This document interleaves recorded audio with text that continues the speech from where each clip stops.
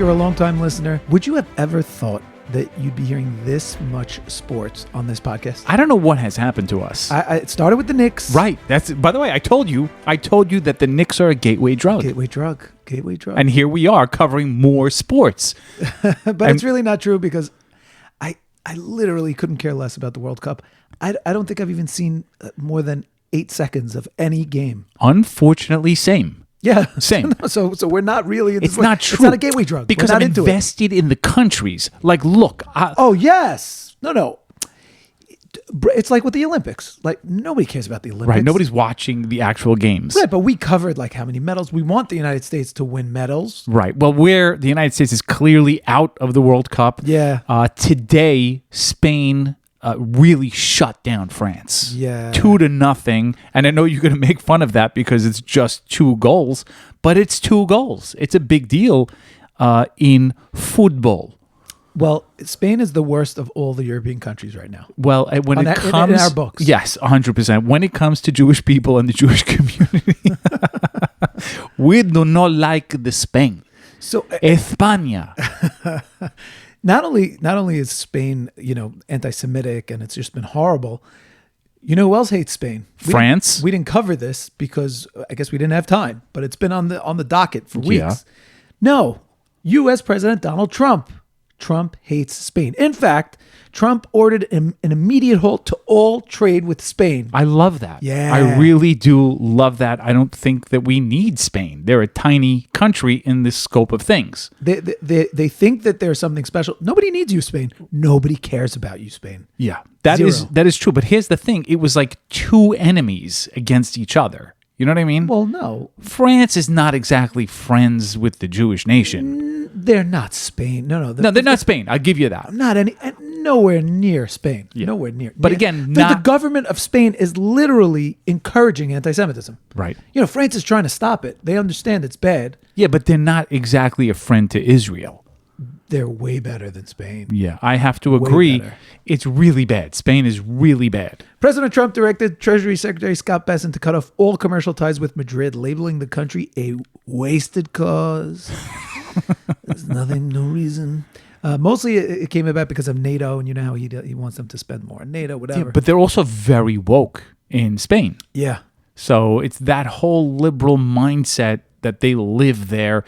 And now they're going to be in the World Cup finals. Yeah. So we don't know who's going to win the next match. The next match is going to be England versus Argentina. We hope Argentina wins. Yeah. No, we need Argentina to win. Not that we have anything against England. And by the way, all of our UK listeners are probably rooting for England. Right. You know what I'm saying? Well, maybe not. Maybe they're voting for Argentina also. I don't think, bro, there's no way. There's no way. I mean, listen, they're patriots. I feel like they love their team.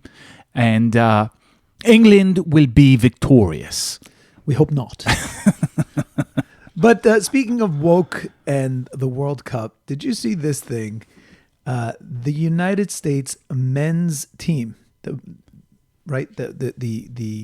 men's World Cup team. Okay. They get a $16 million from FIFA. Did we ever determine if it was FIFA or FIFA? It's FIFA. It's not FIFA. It's FIFA.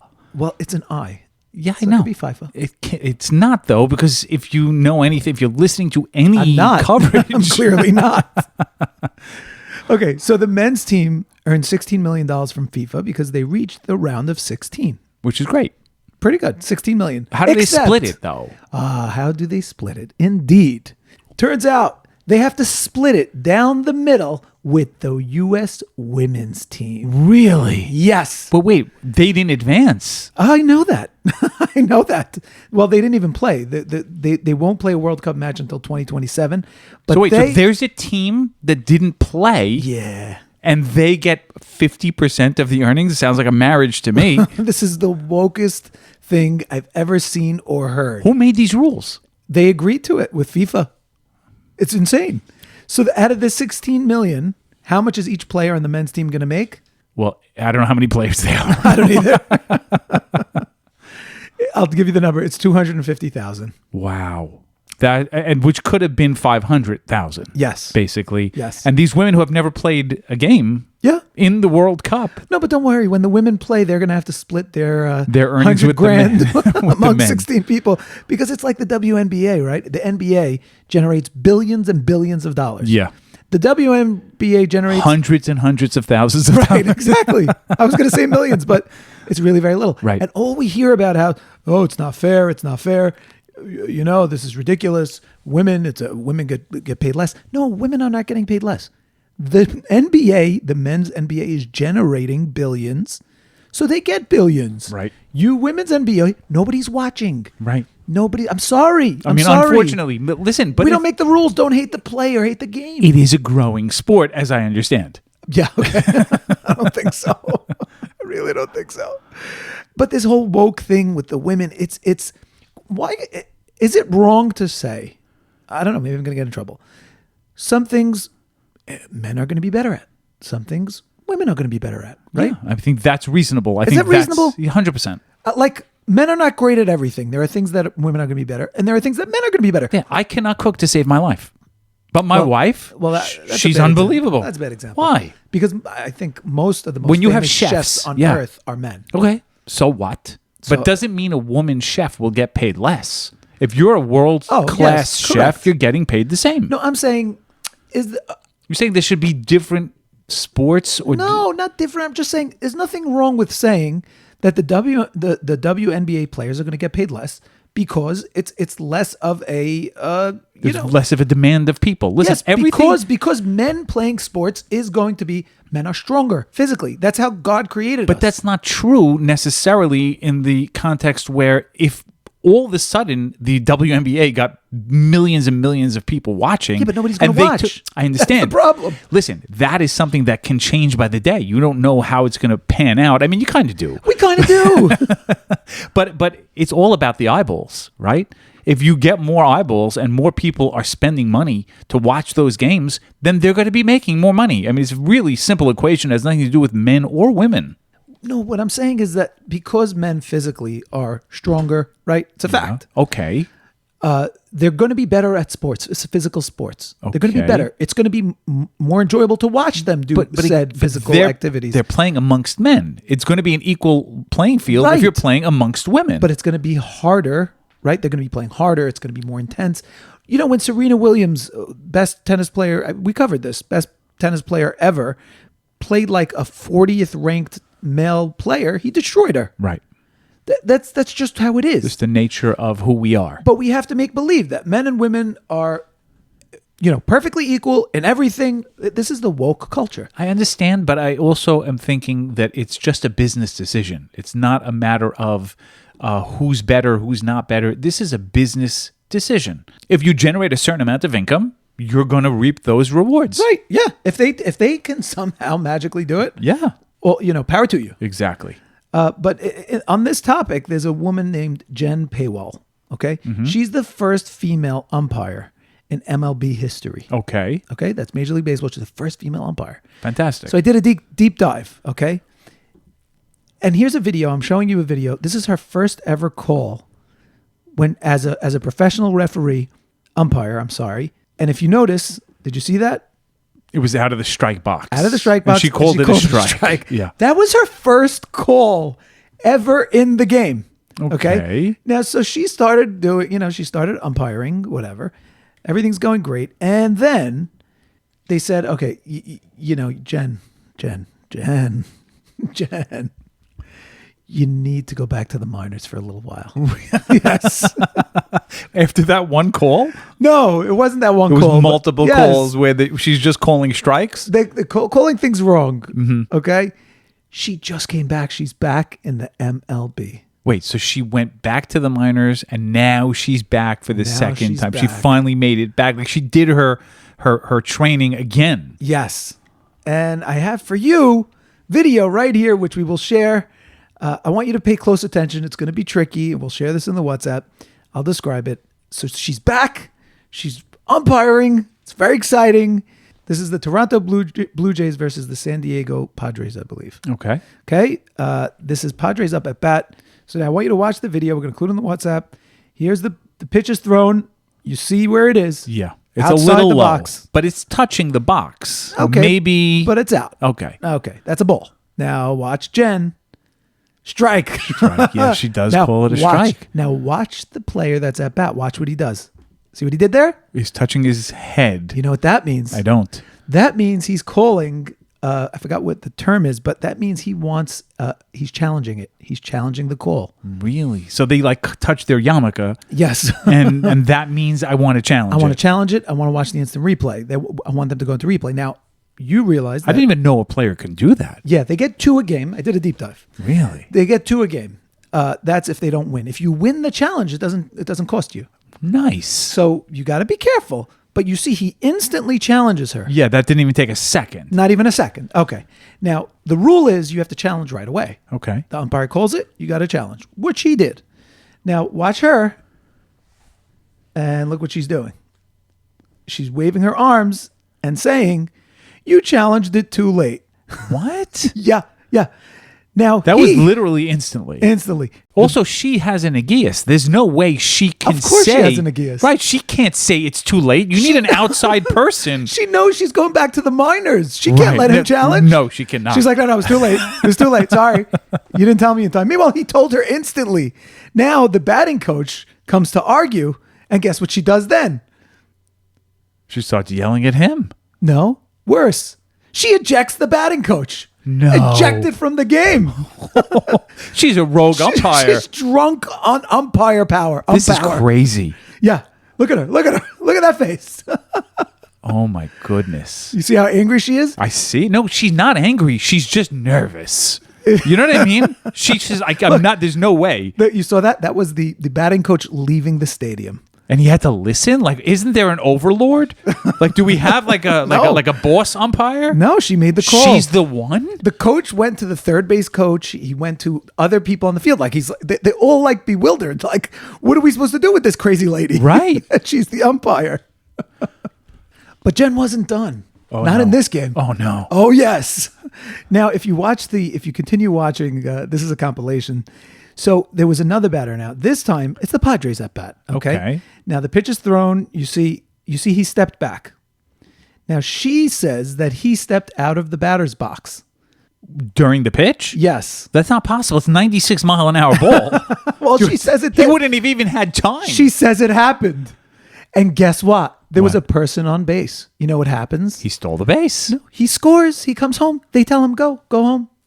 And they get the score. Wait. Is it a rule that because he stepped out of the batter box, then then he it's a didn't penalty? step out of the batter's box. You just said yourself. You're saying during the pitch. He moved back. Right. But it was, watch.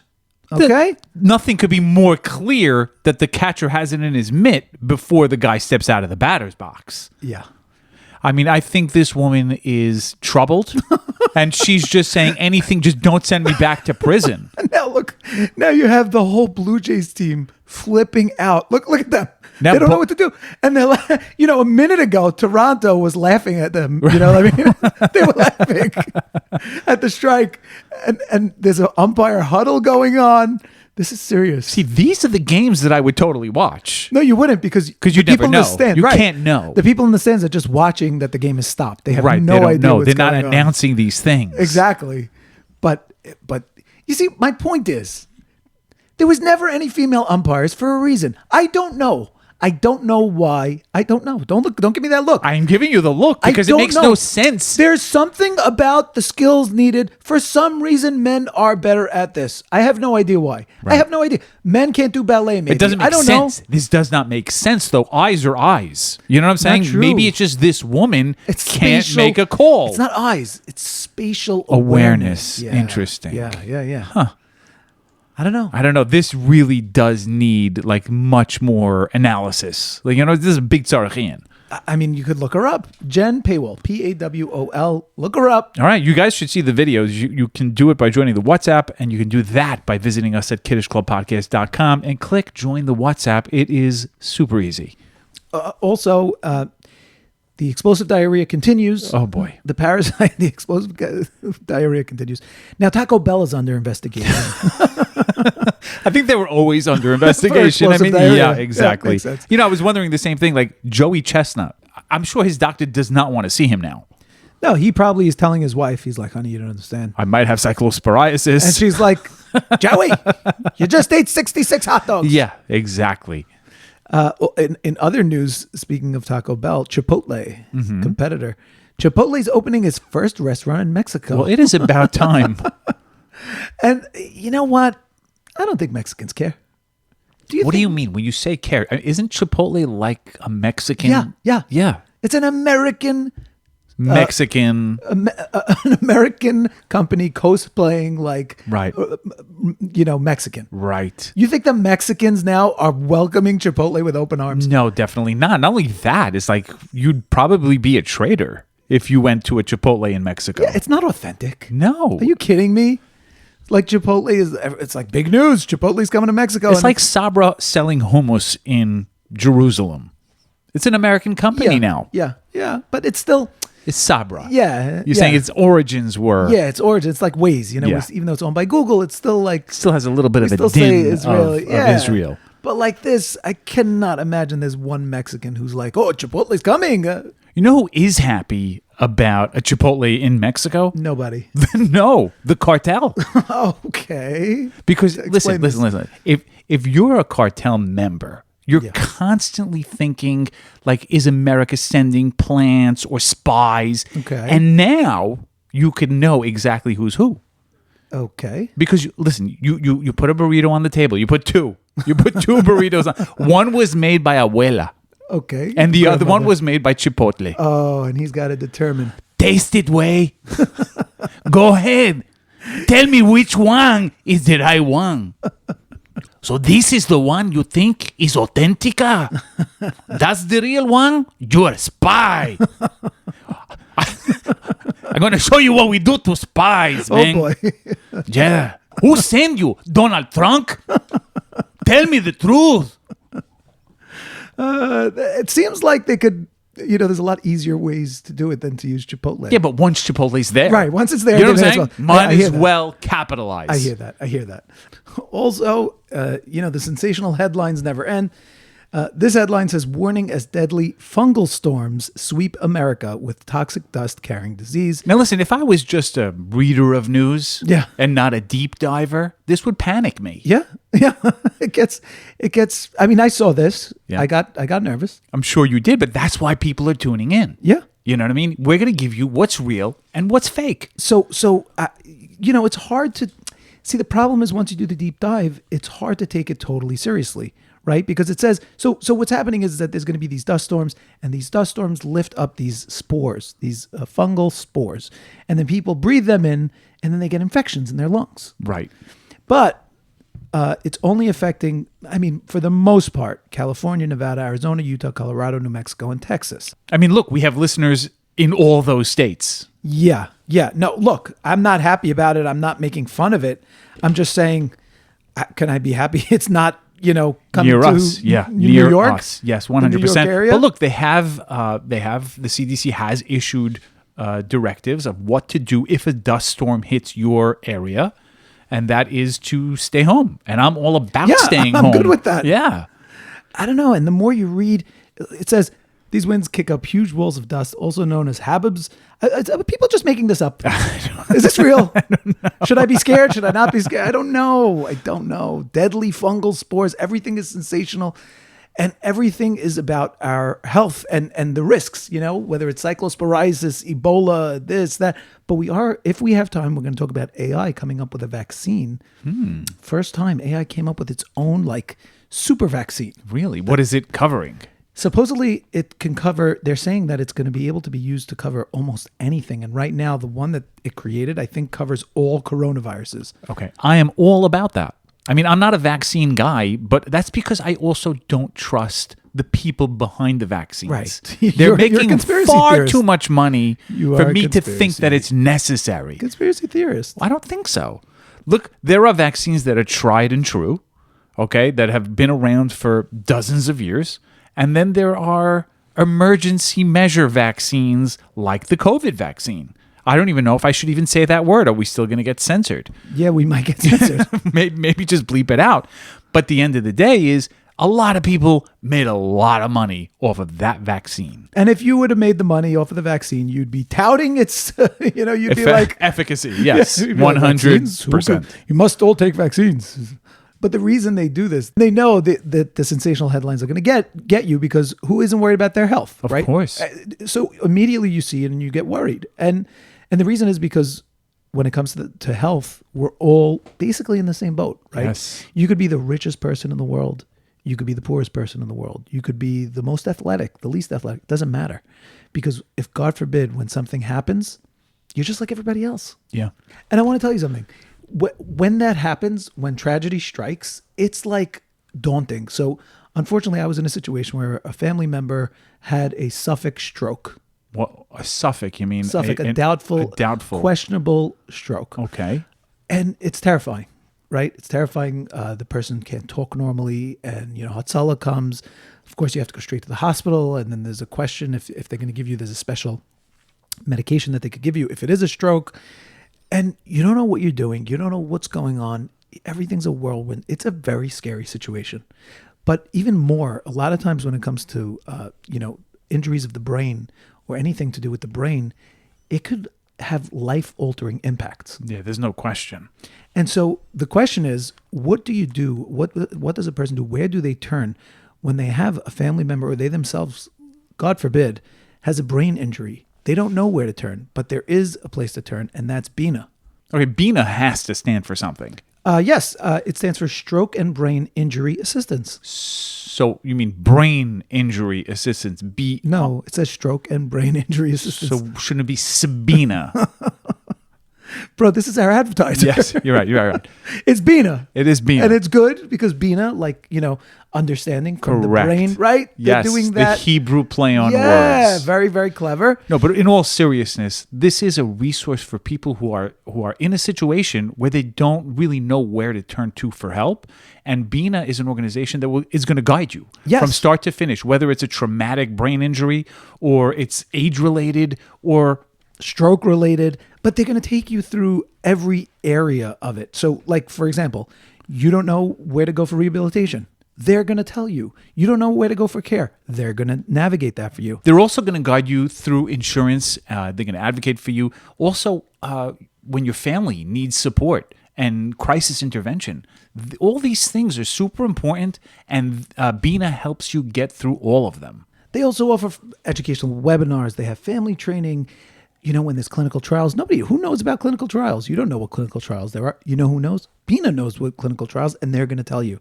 So right now, the reason why we're mentioning all this, because BINA is running their annual campaign right now. This is a real tzedakah. You know what I mean? This is a really great organization.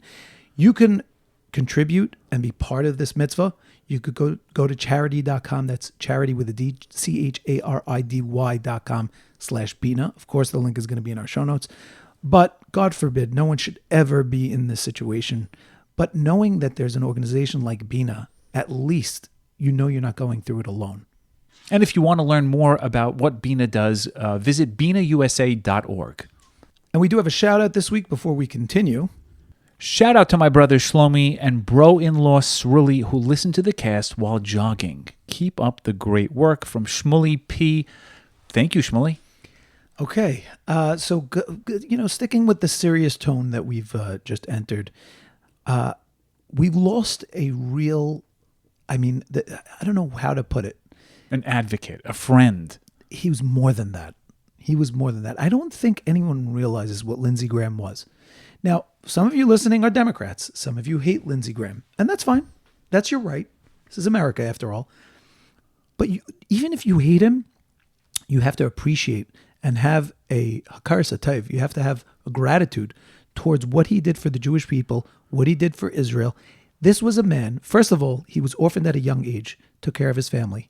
He spent 30 years in the armed forces. Then he became a senator for decades. Yeah, it doesn't even have to be a Jewish person, meaning if you're an American, if you live in this country, you owe a debt of gratitude to Lindsey Graham. You may not have agreed with every single thing that he said, but he was an American patriot and he devoted his life to serving the American people. The articles that are coming out in the Jewish news, in the Israeli news, Aside from the American news, here's one headline. Lindsey Graham was more than Israel's friend. He was its iron shield in Washington. This man, you don't even have to take my word for it. Listen to what President Trump had to say. He died right after returning to Washington, D.C. from a trip to Ukraine. It was his 10th trip there. He was a strong belief in interventionism, a staunch defender of Israel, staunch advocate for Zelensky. How influential was he with you when it came to foreign policy? Well, we disagreed a little bit, but overall, I'm a big Israel person. He was certainly that. So he said, Trump, first of all, why does Trump have to make it about himself? I mean, we always know where it goes. I know, but come on, just give the man his due without interjecting yourself. He's a big Israel guy. I'm a big Israel guy.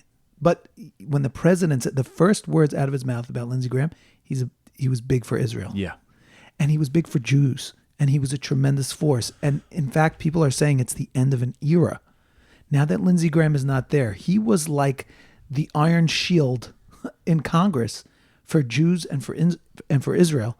And now he's gone suddenly. Yeah, it's extremely sad. And just the sudden nature of it also has me a little suspicious. He comes right back from Ukraine. Here we go. And then he's dead a couple hours later. Here we go. But how do you, it's extremely suspicious. Well, they asked Trump about that too, and he said there's nothing. The FBI is looking into it, and they're wasting their time because he was very unhealthy. His arteries were all clogged, et cetera, et cetera. But I'm not saying it's impossible. Listen, he was the Alter Bacher of Congress. I mean, if you have to put it any way, you know what I'm saying? He was unmarried. That's true.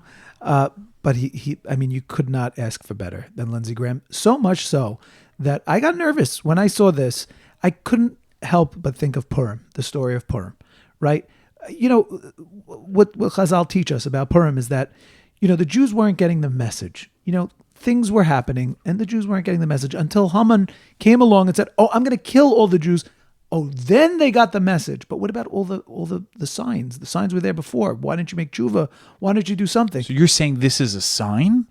I'm saying, things keep happening and we keep dismissing them and going, okay, all right, maybe it won't be so bad. Okay, a communist, Hamas supporting Muslim Arab guy is now the mayor of the largest Jewish city in the world. Yeah, it's hard to fight with that one. Yeah, right. And we all go, okay, it happens. It happens. Maybe it won't be so bad. And then the next thing happens, and then the next, and then a bunch of socialists, and then Lindsey Graham. Yeah, and it just keeps going. And we didn't even talk about Ro Khanna yet. Yeah, he's also a bad guy, bad dude. And we didn't talk about clavicular. Yeah. Which we will get to also. But before we do, so Ro Khanna, member of Congress, went to Israel. Now, this is a guy who was not an extreme leftist. He was like a moderate kind of a leftist Democrat, and he was, he was pro-Palestinian rights, but he was also very pro-Israel, right? He was just a regular, middle of the road kind of guy that he's okay. He's not a guy that you'd throw out. Right. That's what we thought. No, that's what he was. But now, all you have to do in the Democrat Party to get elected is just, beat down on Israel constantly. Yeah, and you heard that he went to Israel, right? Well, that's what we're talking about. He went to Israel specifically so that he could say how bad Israel was. Right, and he didn't announce his arrival at all. They offered to coordinate his visit, but he did not take them up on it. And then he just shows up to a military base. No. So he did coordinate with an extreme leftist organization. Oh, Palestinian people. No, they were actually Jews, but Israelis, but they're, psycho leftists. Okay. And so then they decide to go into a restricted area. Okay. Now, if you had prepared for that if you actually did the coordination with the government, so maybe you could go. Now, why does he want to go there? Nobody knows. He decides to go there. Now, he said nothing about this encounter. So he had an encounter there. He said zero about it for 3 days. After 3 days, he comes out. I was detained by Israeli authorities. They treated me horrible. It was insane. It was abhorrent. It was so abhorrent, he thought he was going to die. He was scared for his life. But he was so scared that he didn't, not one email, not one tweet, not one nothing for 3 days. That's how scared he was. And here's the crazy part. We have video of the encounter. Right. So I'm not going to play it because it's all Hebrews. Nothing really. We'll include it in the WhatsApp. You know what happened? Nothing happened. Right. They were just asking, who are you? Yeah. And then they made him wait 45 minutes for the police to show up. Right. So that they could clear it. And they ended up letting him go. I don't know why they did. I guess because he's a you don't congressman. want to. Yeah, you don't want to detain him. Then you'll have a real story on your hands. I mean, here it was just 45 minutes. They made him wait till the police showed up. I mean, which is normal. That was it. That was it. The only one he claimed that settlers were brandishing M16 rifles, pointing and laughing at him. It never It's all fake. He's paying It's his fiction. dues to the left. That's exactly what he's doing. He's manufacturing a controversy just so that he could pander to this new Democrat base that hates Israel. And that's what he did. It was 3 days later, and they're like, guys, we got to go back to America. What are we going to do? We need something. We don't have anything. We need something. Like, okay, go through the footage. What do we got, guys? What do we got? Oh, remember when we were driving to the base? Okay, we'll go with that. He's just. By the way, that's probably exactly how it played out. I wouldn't be surprised. Yeah. But the scary part is that's not the scary part. The scary part is that he knows that he can do this, that we have video that contradicts him, and no, it doesn't matter. Doesn't matter. Yeah. The whole world sees this. The whole country sees it. And everybody goes, wow, Israel's really, really bad. This is how they treat American Congress people, elected officials. Right. Like as though somebody is going to recognize Ro Khanna. Right. You know what I'm saying? Nobody here knows him. If he walked into this room, I would not know who in the world he is. No, and the best part, by the way, is he claims that they did this because he's brown-skinned. But he's the of whole Indian Israel descent. is brown skinned. Right. Right. That means he literally means he didn't go anywhere in Israel. Right. Or he did. And he, again, sat with his guys and he says, guys, what are we going to say? Yeah, also, let's go with the racism thing. You know, Americans will play it up. Tell them that they were racist because you were brown-skinned. Meanwhile, the whole Israel's brown-skinned. Right. Everyone. At least half the country is brown-skinned. Right. Right? So it's ridiculous. It's crazy how, in as much as we've become like one world, like it is a small world because there's so much communication And travel. and travel and everything is so accessible. But at the same time, you just have no idea what's happening on the ground in Israel. Yeah. Yeah. But you know what? I think the problem is that everybody stays in their bubble, because if you want to see what's going on in Israel, there's plenty of ways to see. Yeah, you're free to go and find out. Right. But people don't do that. They stay in their echo chambers. So they stay. And you know what? When you have your congressperson telling you this is the reality, this is the Epis, this is the truth, why should I question it? I mean, he knows better than me. He's a congressperson. Yeah. I mean, listen, that's why you elect him, because Right. you trust him. Exactly. So it's gotten so crazy that, Nick Fuentes has been coming out repeatedly to call this out. No, that's how you know we entered like a different reality. Yeah. So here's just one from this week. This is Nick Fuentes talking about how every Democrat decides now that they have to attack Israel. Listen to this. What changed in 2024 and 2025 is it became really in vogue and really popular for people to talk about Jews in Israel in a negative way, also just to talk about conspiracies in general. Suddenly, that became the grift. And it attracted people that were looking for notoriety, people that were looking to build a social platform. How do we know this? Well, look at Jackson Hinkle. Jackson Hinkle, I think, gained like 3 million Twitter followers in 9 months. What explains the explosion in engagement for people criticizing Israel? No one's going to like to hear this. You're going to call me a grifter. You're going to call me a shill. You're going to say controlled opposition, switch sides. Honest to God truth. This is the truth. Probably it was being driven from foreign countries and the left. Why, oh why, all of a sudden did it become supercharged? If you criticize Israel on Twitter, boom, 100,000 likes. Well, the truth is, Nick Fuentes, I think, is just a contrarian. Let's look at what the world is doing, and I'm going to do the opposite. No, I think he's upset because they're all stealing his grift. Yeah. I mean, he was the first one. He was the guy. That's what made him famous. And now everybody's becoming famous because they're doing the same Well, thing. they're just taking a page out of his book, and he doesn't like it. Yeah, and it's funny because look at the people who he's fighting with. Jackson Hinkle, huge anti-Semite. Candace Owens, he and Candace at each other's throats. Yeah, consistently. He goes after every anti-Semite. He is a plant from like the Askunim, from the Chassidim. You know what I'm saying?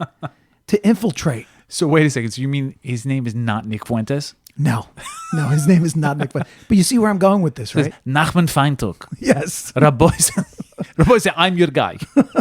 I am your guy. You should hear my Amerikanische accent. Yes. And he think about it. This man is defending the Jews online right now. Yeah, it's crazy. It's crazy, but it's not. It's not if he's really Nachman. If he's really a if he's really a plant. He's really Nachman. Okay. We have a couple of more clips from some more anti-Semites, but before we do, Tisha B'Av is coming. Yes, it is. You know, I'm kind of excited for the people that are on the shop to go through the Tisha B'Av and like not think about food. Yeah. You know, I never thought of that. Yeah, I mean, I never thought of that fringe benefit. Yeah. Now you tell me? Bro, this time. There is time. You can get on the shop before Tisha B'Av and not even feel the fast. It takes time, doesn't it? It takes time to build or something? No, I don't think so. So you're saying I should just do it? Just do it now. Now is the time to visit slimrxcenter.com and just sign up.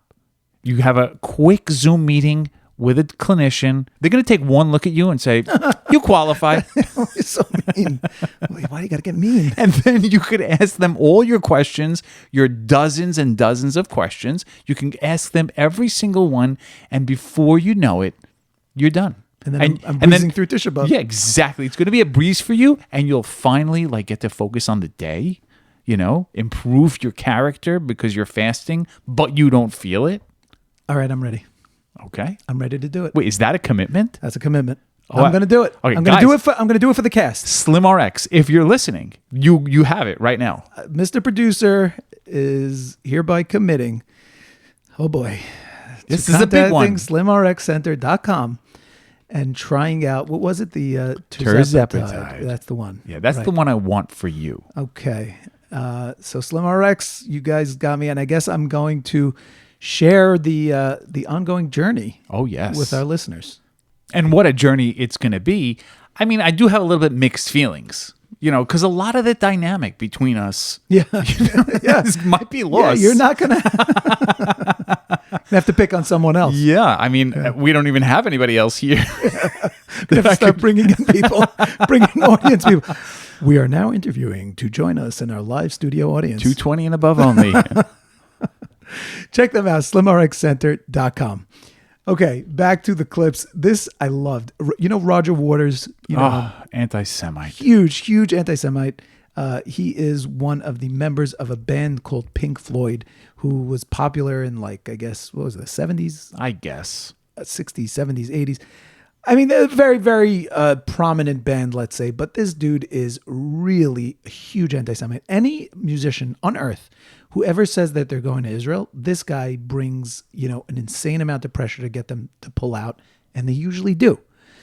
Now, he was on Piers Morgan, another guy who nobody likes. So in this clip, Roger Waters is talking about a crowdfunding operation for one of his psycho causes, and he's saying how they don't have enough money. I got to hand it to Piers. He did a pretty good job here. Listen to this. There's a crowdfunder running. We need more cash. We need more cash. Okay, please. Oh, look, there it is. Out of interest, you're worth a reputed 300 million. Why don't you just finish off the crowd fundraising yourself? Why don't you mind your own business? Why are you being so tight about it? I very nearly used the F word there. You can do that. We're uncensored. We're uncensored. So you like. Right. Listen. I, as you quite rightly point out, have a decent-sized war chest, but there are a lot of demands on that war chest. No, but if this one's I give Matt Campbell any more money for this case in the forthcoming months or years to come remains to be seen, but it's none of your business. All right. Well, sorry, Matt. I didn't mean to get. You're being very over defensive. All I asked you was why, if he's trying to raise more money, why aren't you helping him? If it's that important to. Yeah, I might say you're being very over attacky, Piers. No, I'm not really. Just asking you questions, as always. It's how you make your living. I don't mind. I just ask questions. You don't have to answer them. You can be over defensive. Turns out Roger Waters might be more Jewish than he thinks. I mean, did you see him fumfering through it? He's worth $300 million. Right. And there's a lot of demands on my war chest. Do me a favor. How much did they raise in this crowdfunding? 26,000 pounds. This man. He's advocating. Yeah. He could literally double it and not even know. No, he wouldn't even know. It's the interest he makes in a day is more than that. That's insane to me. Yeah. It just shows you the type of people we're talking about. Another one, we've had him before, we've talked about him before, is Sneeko. Now, Sneeko, another anti-Semite, he was on with another anti-Semite, Alex Jones. Oh, yes. You saw this one? I sure did. Going to be a lot of bleeps. Listen to this. The manifesto, they're Mexican white nationalist cat boys. So Durka, Muhammad Jihad. Well, it's stuff like that. What do you want me to tell you? I'm your friend, like the Quran says, and then stab you in the back? The Quran doesn't say that. How about I become a Shiite with you and we take swords and cut our heads, and for 8 hours I just march you like that's wrong. That's wrong. That's wrong. Or I could be a megachurch Christian with Kenneth Copeland drinking my blood. I could be with Erica Kirk shooting fireworks off. You want me to do that? Small minority to demonize 2 billion people. Ladies and gentlemen, the weasel from Connecticut, the mighty Mongol, the amazing, all-powerful, sneaky Allahu Akbar! Sneeko! Allahu Akbar! You don't even have a brain. So what makes you think you can deport You me? gotta have a brain to be So able to what get makes you knocked think out. you can deport me if Sean Strickland can't knock me down, huh? You can't stop me. I'm coming. I know. Then tell me. Coming. I'm coming. Durka, Muhammad. Allahu Akbar! The women. Takbir! The slavery that we take the women as slaves. And And inshallah, inshallah, you become Abdul Alex Jones. Assalamu alaikum. Marry your cousin. It's so much fun. You really have. Durka, Muhammad Jihad. Wow. It comes from your Jewish supreme leaders. It comes from Abraham, who you are the bad son. You are the bad Islami. Bad, Abraham say. You are not the chosen. No good, sneaky. You are cursed, sneaky. You are cursed to wear nightgown and marry cousin. Bye, sneaky. I love you. Hey, I'll stop see you tomorrow. stop killing. His name is a sneaky snake, oh snake. All right, we love you, Sneaky. See you tomorrow. Assalamu alaikum. Bye. Assalamu alaikum. Yes. I mean, if you... Two psychos. Yeah. You can't out crazy Alex Jones. Yeah. You know what I mean? He's absolutely out of his mind. But you need to see that clip. Yeah. It's pretty crazy. Okay, we have to jump to Iran for a second. So the United States is attacking Iran again. Yep. So I don't know how this is going to play out because, as I mentioned, Trump had 60 days for the skirmish. He cannot continue without Congress's approval, and he doesn't have the funding, which he also needs Congress for. And right now, they're begging Congress for the funds. Now, I guess maybe the calculus is, we made peace with them. And we then tried we anyway. tried. Yeah. We did it. Now, Iran decided to start shooting because what they did was they again shot at ships in the Strait of Hormuz. So now America says, well, this is not us fighting with them. We made peace with them. This is a new engagement. They're shooting on ships. New. This is new. And the clock gets reset now by 60 days. Oh, that's some real lumdus. It's lumdus, but there has to be something along those lines. I'm sure his lawyers, I'm sure he's got a team of lawyers who are going through it. But before even this happened, did you see? I mean, I know you saw it. So Israel, we know for a fact, it was a Wall Street Journal article. We know for a fact that Israel uncovered a plot to kill Trump while he was in Turkey. Yes. That's a fact. So Trump was asked about it. Trump was saying some really wild stuff. I'll read to you what he says. He says, I've been on their list for a long time. That's what we're dealing with. The only thing is I've left instructions, if anything happens, to just literally bomb them at levels they've never seen before. Which you know that I find that to be the funniest thing that Trump has ever said. Yes. Like his instructions are going to matter. Right. If God forbid. Like J.D. Vance is going to be like, well, what did he say? I want to make peace, but I have instructions here from Donald Trump. So then they asked him, they said, oh, are you referring to the plot that Israel uncovered? And he said, no, Israel came up with nothing. No.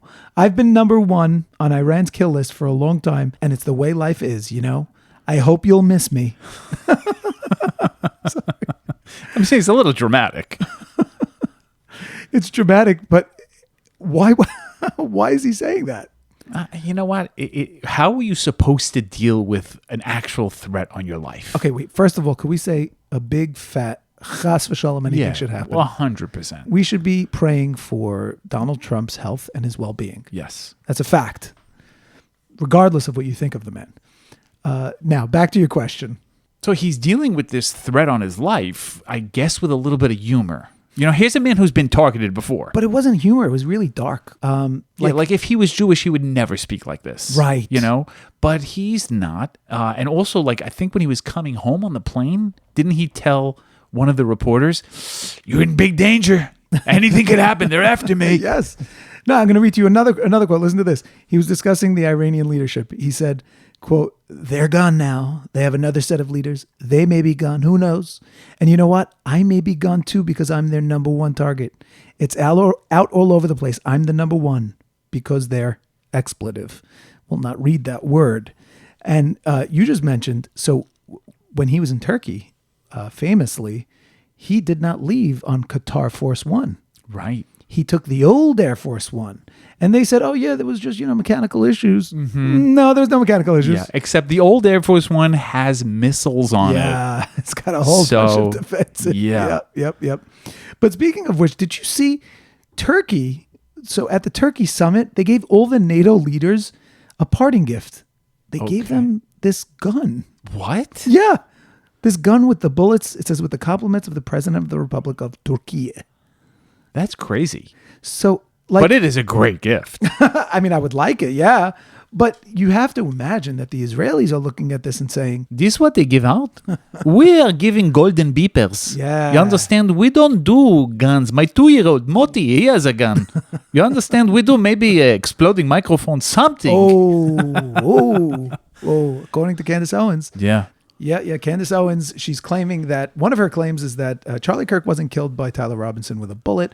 It was an exploding mic that was planted by Israel. Right. As though the entire thing wasn't televised. Right.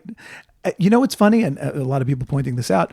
Candace Owens has all these theories, right? About how Tyler Robinson didn't do it. And she has all these receipts, right? Did you notice that his defense team is not using any of her defenses? Right. It's another They're trying point. to get him off. No mention of any one of her psychotic theories about who killed Charlie Kirk. That should tell you everything you need to know. Yeah, that and the fact that they said that they played high-resolution video in the courtroom of Tyler Robinson going onto the roof, picking up the gun, shooting it, and then running off the roof. Right. And then you have his text messages where he literally says, "I did it." Yeah. And his parents who turned him in. But yeah, Candace, you're right, Candace. She's absolutely out of her mind. Yes, she is. And before we continue, July 4th may have passed, but the July 4th shopping event is still going on. Yeah, it does say the extended July 4th major shopping event. It's been extended on Town Appliance. Yes, so you and I have both now at this point used Town Appliance, and there could not be a more convenient, a more economic, a more enjoyable experience than buying an appliance from Town Appliance. Yeah, and you know what? It's the summertime. I noticed personally that it's just not cold enough when we're going through these heat waves right now again.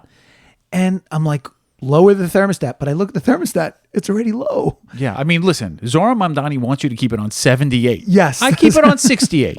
You know what I'm saying? Yeah. But it still can't keep up. It can't keep up. You know why? Because your unit is probably too old. It just can't keep up, or you need something bigger or better. But you know what? A lot of times you say, well, it's expensive. I don't know who to trust. We know who to trust, and we know who's going to give you the best price, and that's Town Appliance. It's not just about air conditioners. It's about barbecues. It's about refrigerators. It's about ovens. It's about everything and anything, especially when it's something that you need for your Jewish from religious lifestyle. They're going to tell you which appliances work best for you. Yeah, and if you want to treat yourself with like an outdoor cooler, or maybe even an outdoor pizza oven. I want one. Yeah, so Town Appliance has all the things you need to make your summer that much better. Check them out, townappliance.com. And you started talking about this on the bonus. This was pretty crazy.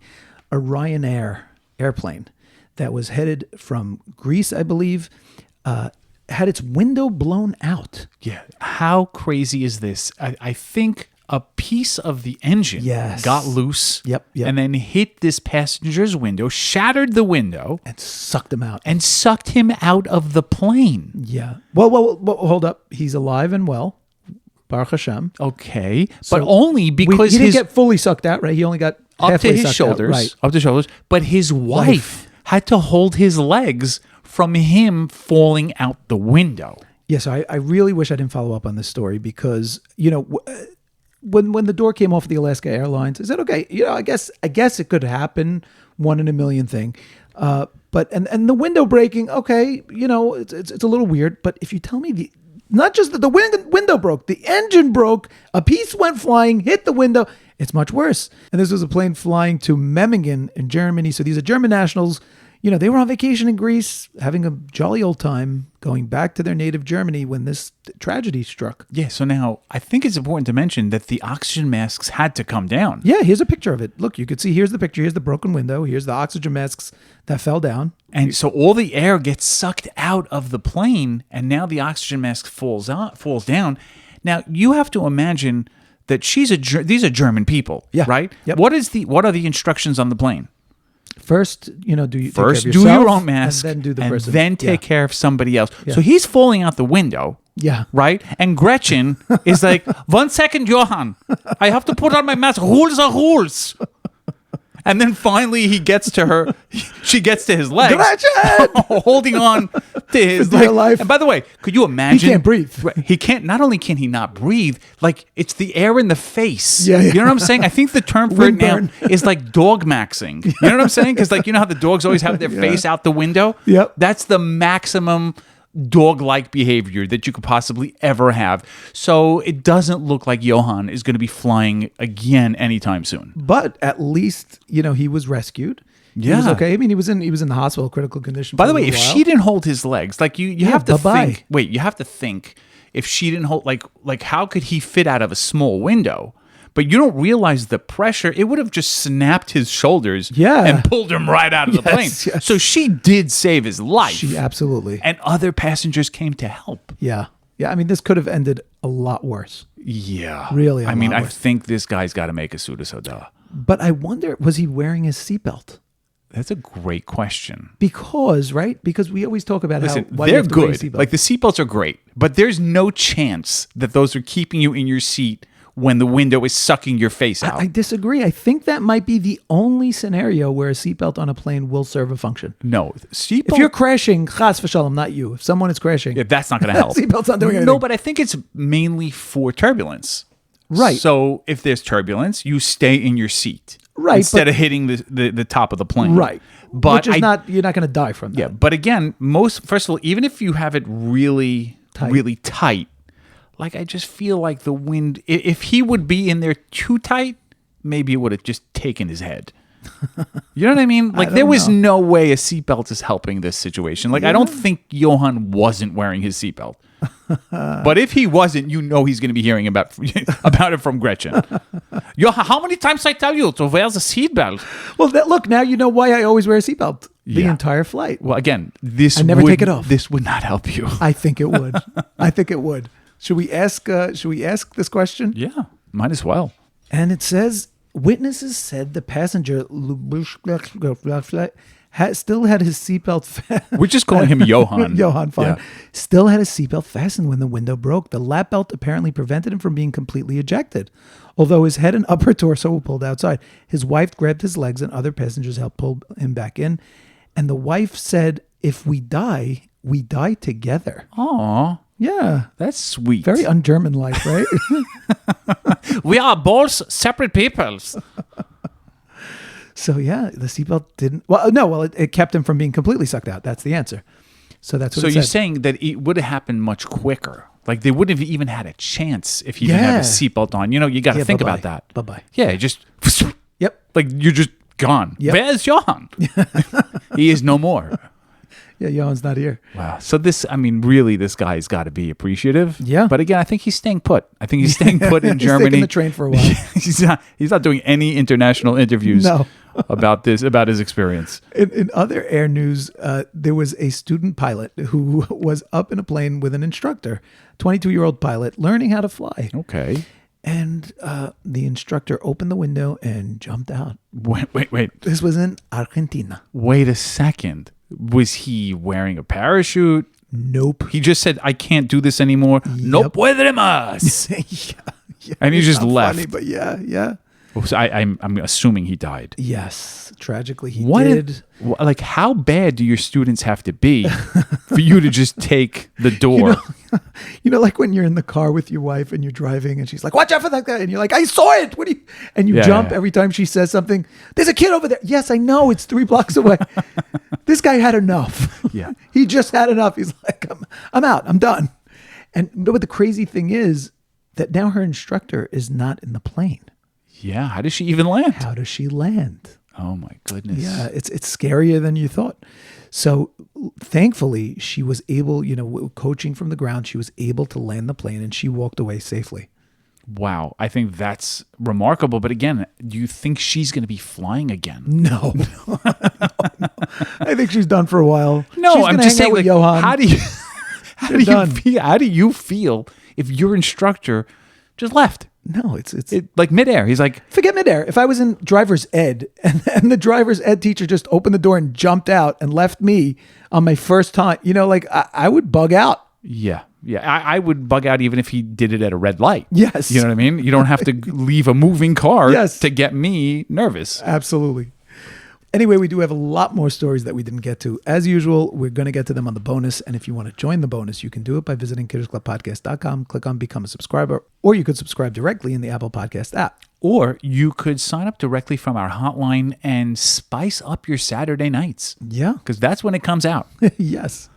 And also, if you're looking to advertise, what better way to do it than right here with us, Kiddish Club Podcast. You are not only reaching a large Jewish audience, but you are also supporting kosher Jewish entertainment, and we appreciate it. I usually say we'll see you next week, but I don't know. Oh, yeah. Tisha B'Av. Yeah, I mean, I guess we could release it a little early. Maybe we just talk Torah?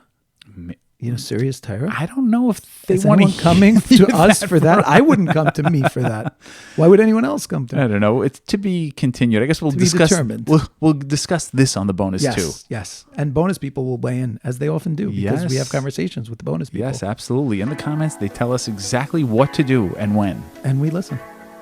Until then, people, we'll see you next time. And we thank you guys for listening. Don't forget to join the WhatsApp group. You can do that either from the show notes or visit us at kiddishclubpodcast.com. Follow us on X, follow us on Instagram, and don't forget to support the cast by visiting buymeacoffee.com/kiddishclub. Show your support for the cast, and until next time, Kiddish Club out.